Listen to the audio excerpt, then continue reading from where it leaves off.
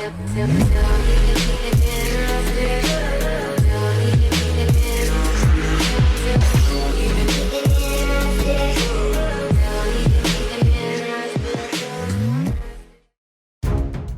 of the surprising moments that occurred in the One Punch Man Monster Association arc was the appearance of a very extraordinary mysterious figure who later became known as God. This is actually not the first appearance of the figure of God. Initially, God appeared in the form of a shadow only in chapter 109, in a flashback that recounts the moment where the homeless emperor gains power from God. God then reappears in the Monster Association arc, where he takes the power he gave to the previous homeless emperor. Not only power, God also took the life of the emperor because he considered the homeless emperor a failure in his duties. Besides the homeless emperor, another character who also gets the power of a God figure is Orochi. But before we start this video, please smash that like button. And if you haven't subscribed to this channel, please subscribe and click notification bell, or you will miss future anime videos.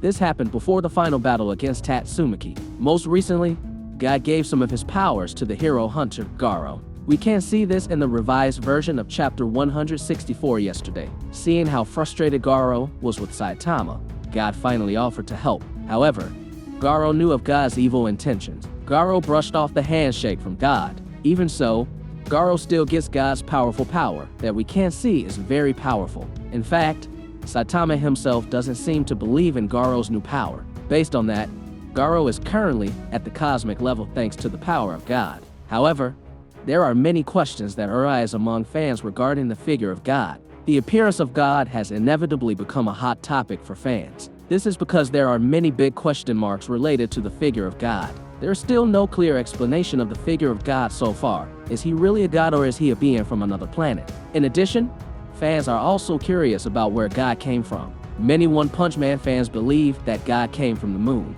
This can be seen from the existence of a kind of strong connection between God and the moon. This can be seen from the appearance of the moon in the background of several epic battles between the hero associations against the monster associations. And the most epic, of course, is the figure of God who appears and stands on the moon before he takes the power and life of the homeless emperor. Apart from the moon, there is also other speculation that God might come from another dimension. We can see hints of this speculation when Saitama and Flashy Flash are trapped underground. They saw a kind of dark and white empty space. Unbeknownst to them, there was a mysterious figure huddled there.